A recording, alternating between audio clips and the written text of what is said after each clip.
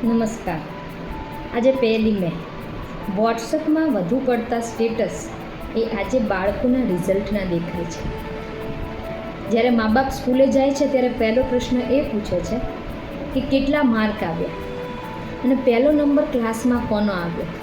પણ મા બાપનો આ પહેલો પ્રશ્ન એ બાળક માટે તેના બીજા વર્ષ દરમિયાનની એક ફૂટપ્રિન્ટ બની જાય છે.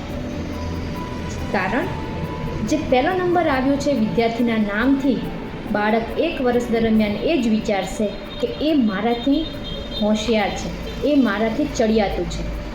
માટે બાળકના પરિણામ સામે નથી જોવાનું, તેનો કોન્ફિડન્સ ડેવલપ કરવાનો છે. દરેક બાળકની કેપેસિટી અલગ અલગ છે, દરેક બાળકની શીખવાની સ્કિલ અલગ અલગ છે. માટે કોઈને સાથે કમ્પેરિઝન કરશો તો તમે તમારા બાળકનું ભવિષ્ય એ અંધકારમય બનાવવા જઈ રહ્યા છો અને એના માટે મા બાપ જ જવાબદાર છે. માટે જે પણ રિઝલ્ટ આવ્યું છે તું અહીંયાથી વધારે સારું કરી શકીશ, તારામાં હજુ પણ કરવાની તાકાત છે અને અમે તને ખૂબ પ્રેમ કરીએ છીએ અને અમે તારી સાથે જ છીએ. આપણે સાથે મળી અને આવતા વર્ષે ખૂબ પ્રયત્ન કરી અને સારું રિઝલ્ટ લાવશું.